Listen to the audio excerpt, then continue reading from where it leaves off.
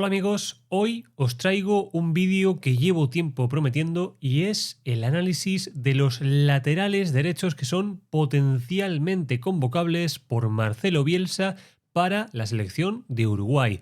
Como bien sabéis, desde hace ya un tiempo venimos analizando mucho la selección uruguaya. Yo vi que había dos posiciones que tenían que tener una reflexión. La primera es la de portero, que ya hicimos un vídeo en el que analizamos a todos los porteros que puede convocar Marcelo Bielsa y os di mi opinión con datos y con análisis profesional de todos ellos. Y este es la continuación, ya que la otra posición que yo creo que debemos señalar es la de lateral derecho. No obstante, luego Marcelo Bielsa convocará lo que quiera. De hecho, esta semana tenemos convocatoria, la primera del ciclo Bielsa, que también prepararé un vídeo y la iremos comentando. Pero hoy vamos a hablar de laterales. He analizado 14 jugadores, de los cuales me he quedado con 10. Vamos a ir hablando de todos y cada uno. El primero, como veis en pantalla, es José Luis Rodríguez, que es lateral derecho de Vasco da Gama, que ya fue internacional, de hecho fue al Mundial pasado, mide 1,83, tiene 26 años. Y vamos a centrar, cuando hablemos de todos estos jugadores, de todos los laterales, en tres parámetros que yo considero importantes, que van por orden. O sea, me interesa primero los duelos, segundo los centros y tercero el rendimiento. Ahora explicaré exactamente en qué consiste ese rendimiento y luego además os incluyo un mapa de calor para que conozcáis cuál es la evolución defensiva y ofensiva del jugador.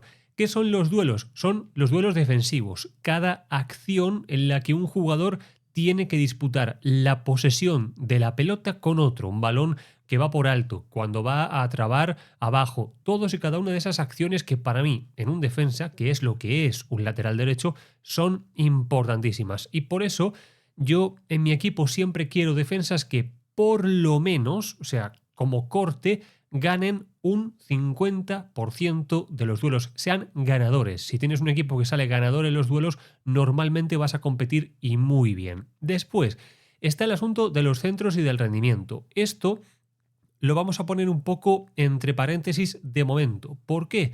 Porque todavía no conocemos la estructura que va a conformar Marcelo Bielsa, cuál va a ser su manera de atacar al rival y por lo tanto no sabemos si le va a pedir centros desde 3/4 de campo, centros desde la línea de fondo, que se metan al medio y que por lo tanto quizá filtren más balones más que centrar.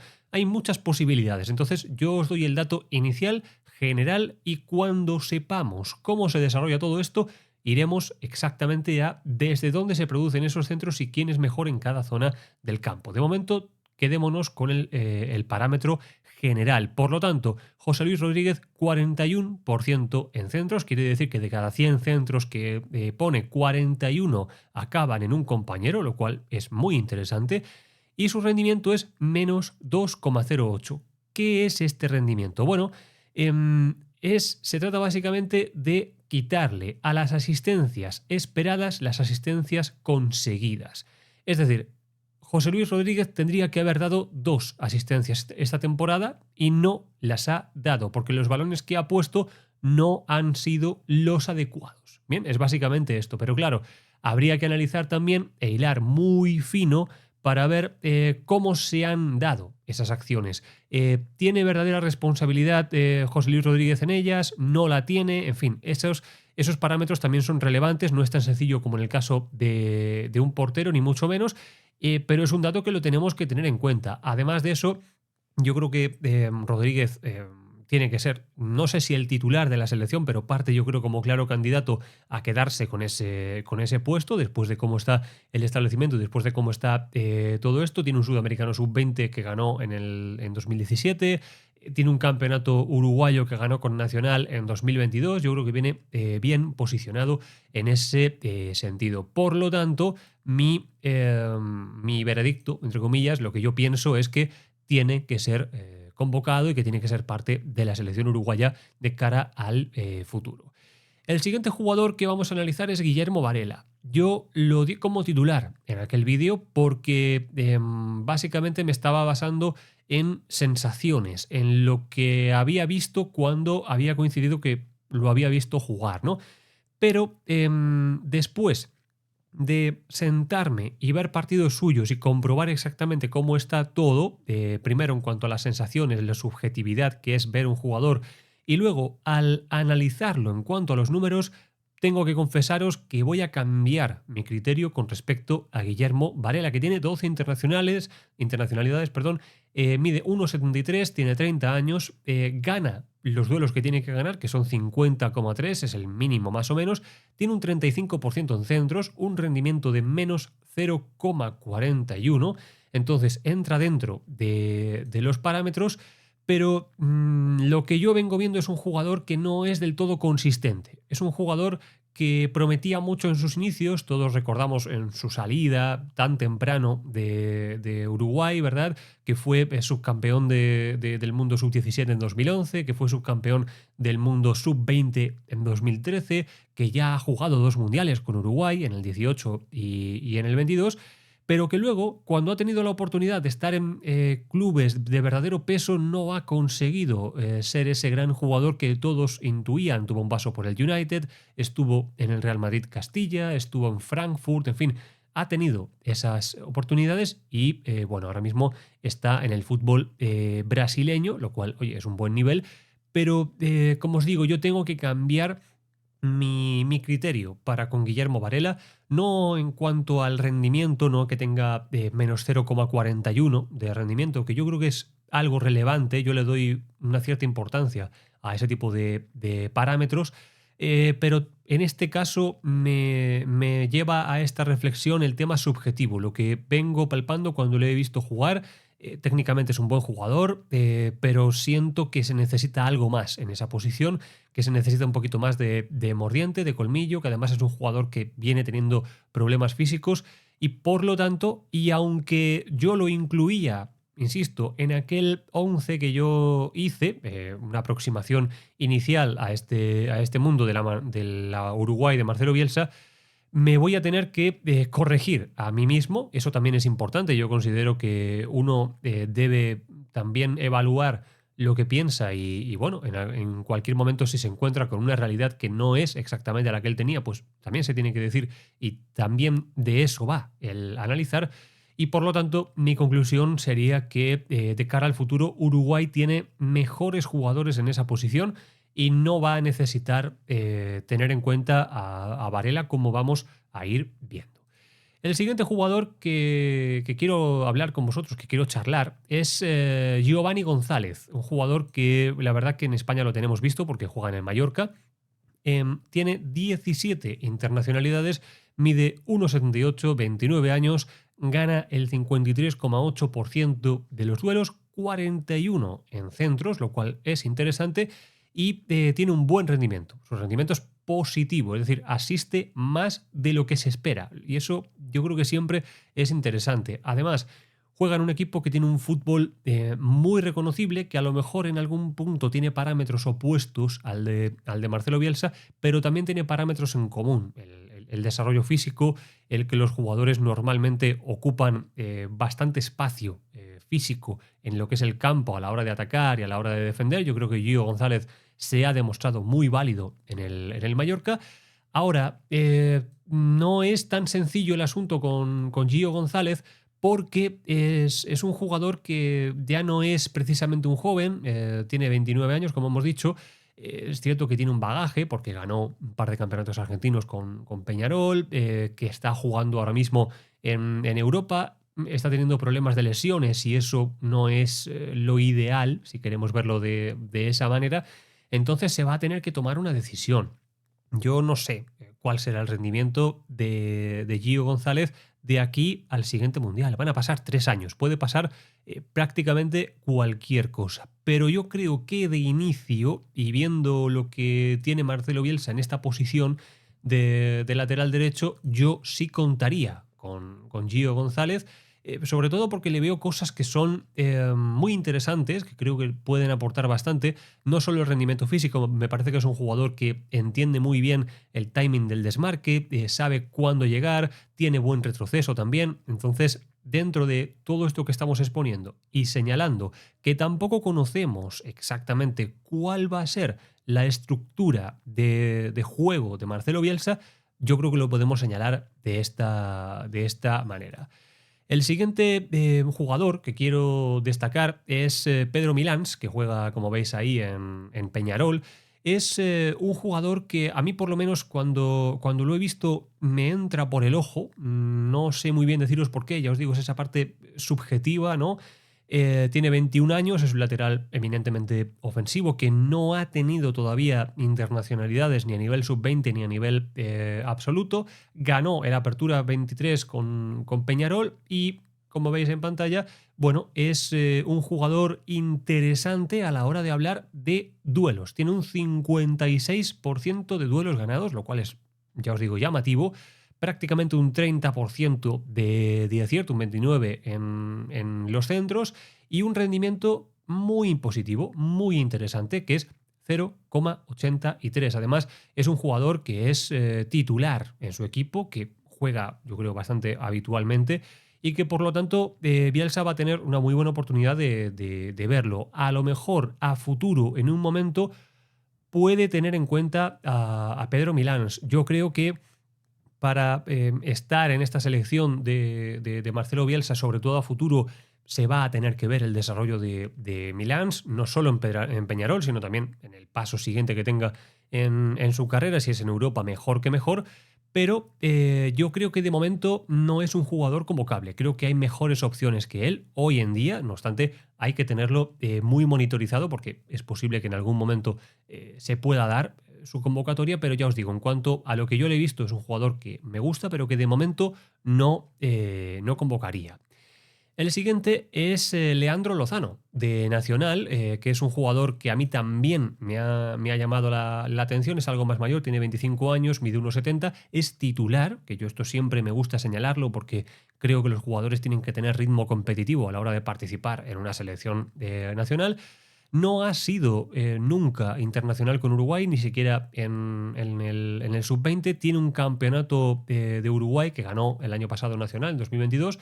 Y bueno, en duelos está muy parecido a Pedro Milans, tiene 56,6%, centra muy bien, de manera muy precisa, 34,5% de sus envíos llegan a donde tienen que llegar y su capacidad para asistir es, yo creo, a la altura de lo que se espera, es decir, un 0,09 más. Bueno, son datos que más o menos están ahí igual al cero. El cero es un rendimiento óptimo, es el rendimiento que tiene que ser, ¿no?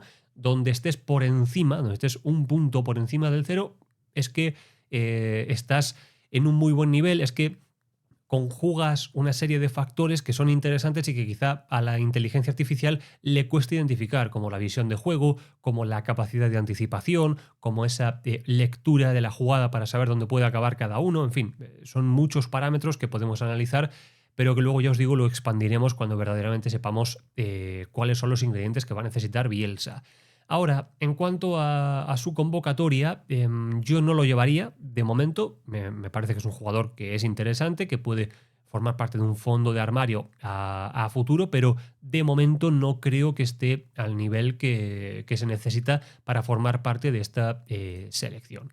El siguiente jugador que he analizado para vosotros es Armando Méndez, que juega en Newell's y que la verdad, viendo el campeonato argentino, ya me llamó la atención antes, en algún partido que le vi con Newell's, antes incluso de sentarme a analizar jugadores uruguayos. Es un lateral eminentemente defensivo, lo cual tampoco está mal. Tiene 27 años, mide 1,76. Destaca mucho por su fortaleza física, es un armario, básicamente. Y bueno, jugó en Nacional antes de pasar a Newell's, ganó un campeonato con Nacional en 2020, pero he puesto este ejemplo para demostraros que a veces hay que ser algo flexible con ese tipo de situaciones, ¿no? Es un jugador que ha ganado un 46% de los duelos. No es un dato óptimo, no es un buen dato. Yo siempre pido más de un 50% porque son muchos duelos a lo largo de muchos partidos y ese 4% son muchos duelos que se dejan de ganar, además en una posición sensible como la de un lateral, centra bien, tiene un 41% de precisión en esos envíos y su rendimiento está siendo positivo, tiene un 0,45 más de asistencias de lo que debería. Bien, ahora, ¿convocaría yo a Armando Méndez? Bueno, yo no lo convocaría. Lo he metido en la terna porque precisamente por cómo juega Heinze, no digo que Heinze sea bielsista o que se parezca o no se parezca, cada uno que saque el juicio que quiera, por la estructura que ahora mismo está teniendo Newell's bajo Heinze, creo que es posible que la demarcación que ocupe el lateral derecho en la Uruguay de Marcelo Bielsa se parezca a la que ocupa Armando Méndez cuando efectivamente juega en Newell's, aunque hay que señalar que no es titular y eso siempre debe pesar. Por lo tanto, mi veredicto, insisto, es no, yo no lo convocaría.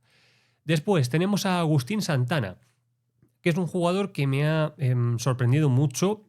Yo lo descubrí en el famoso partido de Defensa y Justicia, que es el equipo en el que juega contra Peñarol, en el que hizo un doblete, uno de ellos con la izquierda desde fuera del área, un golazo tremendo, pero es un jugador que, ya os digo, se me quedó metido en la retina incluso antes de ponerme a ver quién podía ser el lateral derecho de Uruguay, y por eso yo le doy mucho valor, ¿no? Ahora, Santana tiene varios temas. Nunca ha sido internacional, es un jugador que ya tiene 27 años, que bueno, no es precisamente un sub-20, aunque sí que fue internacional sub-20, tuvo 16 partidos con la sub-20 de Uruguay, ganó el sudamericano sub-20 de 2017, ganó un campeonato uruguayo con Nacional en 2019 y una Copa de Uruguay con Danubio en el 22. Tiene un 56,4% de los duelos ganados y un 27,6, un 28% aproximadamente de sus centros llegan a destino, asistiendo en un 0,18, o mejor dicho, teniendo un rendimiento de 0,18. Quiere decir que está por encima de lo esperado. Bien, ¿convocaría yo a Agustín Santana? Yo creo que sí. Llegado el caso, sí que lo podía convocar. Es un jugador que a mí me ha gustado mucho, tiene buen rendimiento defensivo, además tiene diferentes perfiles, no solo ataca en banda y busca percutir, buscar esa línea de fondo, sino que además también tiene centro desde 3/4 de campo, también se puede meter al medio, como vimos en ese partido que os comentaba, y puede causar estragos. Entonces es un jugador que ahora mismo pues no es que sea una primera espada mundial, pero en una convocatoria en la que tengas algún problema físico, en la que tengas que buscar otro tipo de lateral derecho, yo sí que podría apostar en un momento dado por Agustín Santana. Lo que he visto me ha gustado, es la verdad. El siguiente del que os quería hablar es Rafael Aller, creo que se dice Aller. No ha sido internacional todavía, es un jugador que pertenece a Danubio y no es el último que os vamos a dar de Danubio. Es un jugador que la verdad me ha sorprendido muy gratamente, porque no lo tenía para nada en el radar. 1,78, mide 1,78, tiene 23 años, gana un 51,7% de los duelos, tiene un 27% de centros, pero sobre todo, y aparte de porque cuando lo he visto me ha gustado, es que es el jugador de toda la lista que mejor rendimiento estadístico tiene. Pongamos el caso, gana más de la mitad de los duelos, quiere decir que de cada vez que tiene que ir a trabar o por alto o abajo, una de cada dos se la va a llevar, es un dato muy importante.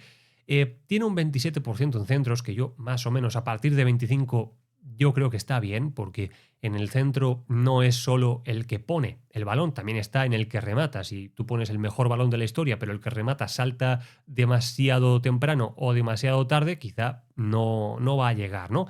Entonces, yo creo que con un 25% más o menos está bien, pero sobre todo es eso, el rendimiento, es decir, las asistencias conseguidas menos las asistencias esperadas. O sea, Rafael Aller en esta última temporada ha dado casi 3 asistencias más de las que la inteligencia artificial y el análisis estadístico dictan que debería haber dado. Y eso, la verdad que es muy, pero que muy interesante.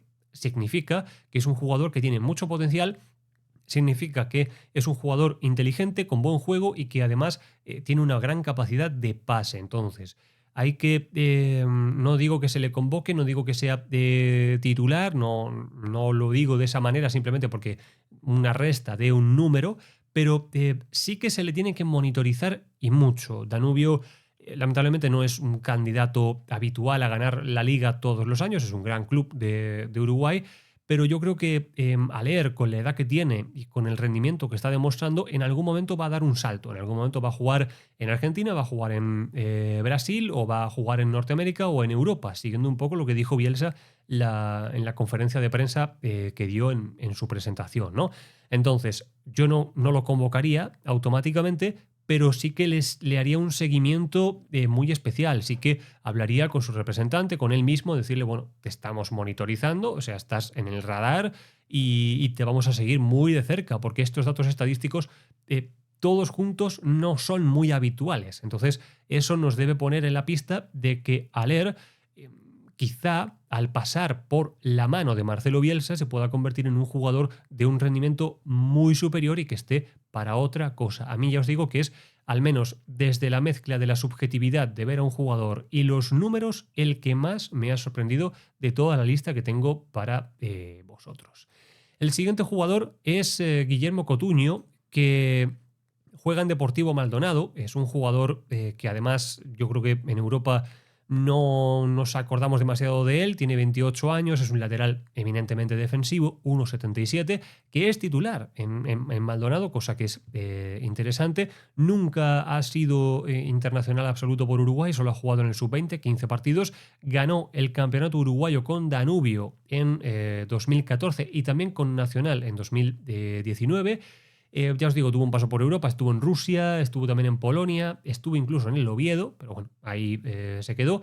53,7% de los duelos ganados, tiene un porcentaje de acierto en los centros de 40%, 39,5% exactamente, y un rendimiento positivo de 0,25. A mí me parece que es un lateral eminentemente defensivo, para un cierto tipo de entrenador puede venir bien, pero yo no lo veo en el modelo Marcelo Bielsa, sin saber, insisto, cuál va a ser la estructura, cuál va a ser el rol y la participación de cada demarcación dentro de la selección uruguaya. Poniendo todo esto encima de la mesa, yo no contaría al menos de inicio, con Guillermo Coutinho para la selección de Uruguay. El siguiente y el último que tengo en esta lista es un jugador al que estoy monitorizando en estos momentos también. Es la justificación de que este vídeo no haya salido el fin de semana pasado, sino que esté saliendo hoy, miércoles, porque quería aprovechar para verlo en el Mundial Sub-20. Ya sabéis que estamos analizando también todo lo que pasa en el Mundial Sub-20. Hay vídeos de la selección argentina, por supuesto, hay vídeos de la selección de Uruguay, hay uno de la selección de Italia contra Brasil, en fin.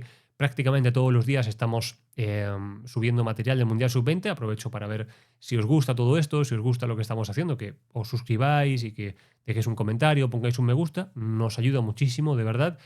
Como os digo, Mateo Ponte pertenece también a Danubio. No ha sido internacional todavía. La verdad que es un jugador joven y que promete muchísimo, muchísimo. Yo tenía muchas ganas de verlo en este Mundial Sub-20, pero que tiene varios asuntos. El primero es que no es titular y eso siempre es un hándicap. Tienes que contar con jugadores que jueguen todos los fines de semana a nivel absoluto, a nivel profesional, sea la liga que sea. Ese es el rendimiento base. Donde no juegues, luego te va a costar mucho agarrar ese ritmo competitivo, ¿no?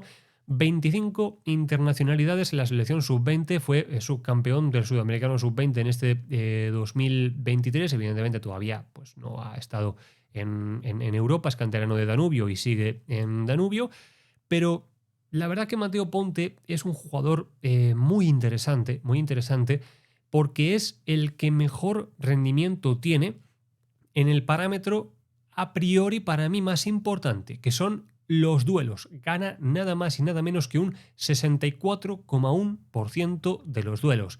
Esto hay que ponerlo entre paréntesis, entre comillas, porque muchos de estos duelos son en categorías inferiores, son en partidos del Sudamericano Sub-20, partidos del Mundial Sub-20, que está bien, que es el nivel en el que compite ahora mismo, y es un dato que se puede destacar, pero que la estadística y la experiencia nos dice que cuando Mateo Ponte ya juegue todos sus partidos en primera división, en la selección absoluta, ese dato seguramente se va a reducir, porque es un dato brillante. La verdad, que un jugador de 10 duelos gane como mínimo 6 es, la verdad, como para tenerlo muy en cuenta. Además de eso, centra muy bien y es un jugador con un rendimiento que más o menos está ahí, porque menos 0,04 es un rendimiento cero aproximadamente, rinde como tiene que rendir.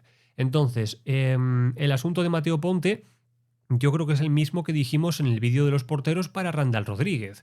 Es un jugador que promete mucho, es un jugador que cuando lo ves jugar ves que ahí hay algo que a lo mejor todavía no está compitiendo a ese gran nivel en el que va a competir en toda su carrera, pero hay que monitorizarlo y ese es precisamente su mejor bendición, que es joven, que tiene todo el futuro por delante, que lo está haciendo muy bien, que está quemando etapas y que va a ser un gran jugador, pero también es su principal hándicap y es que todavía no está jugando, entonces no puedes conformar una lista de convocados con un lateral derecho que no juega en su equipo. Esa es al menos mi visión, a no ser que tengas un plan más a futuro. En un portero lo puedes hacer, porque al final son 3 porteros y más o menos puede jugar uno, puede jugar otro y puedes tener otro para que se aclimate, si queréis. Ahora, en un lateral derecho yo no sé si puede ser de esa manera, porque donde el titular, por ejemplo, tenga un problema ya solo puedes contar con el suplente y si no pones al suplente y reconviertes otro jugador a esa posición, en el fondo le estás diciendo que le has convocado, pues bueno, por tenerlo ahí, pero que no confías en él todavía, ¿no? Entonces, hay que ser cuidadoso en ese sentido. Yo creo que Mateo Ponte todavía no puede ser convocado para la selección absoluta de Uruguay. Va a tardar un tiempo, pero hay que tenerlo monitorizado. Se lo tiene que comunicar la federación a él, al representante, a quien sea, decirle, bueno, estás en el radar, te vamos a seguir y en función de lo que vaya ocurriendo en los próximos años, pues quizá esté para eso. Ya os digo, hay que pensar en 2026. En 2026, Mateo Ponte va a tener 3 años más. Ya va a estar seguramente a un nivel totalmente competitivo y por eso hay que monitorizarlo, hay que seguirlo y hay que darle las oportunidades que merezca cuando las merezca, porque la verdad que es un gran jugador. Así que nada, queridos amigos, este es el vídeo que os había prometido. Para mí, y por repasar, yo creo que cualquier convocatoria, si tuviéramos que hacerla ahora mismo, siendo honestos y para competir ya, tendría que llevar en condiciones normales, digo, sin sanción, sin lesión, sin nada de todo esto, como titular a José Luis Rodríguez de Vasco da Gama y como suplente a Gio González del Mallorca. Estos serían los dos que yo llevaría. Insisto, llevar un lateral o un tercer lateral derecho en una convocatoria es raro, no es habitual, ¿no?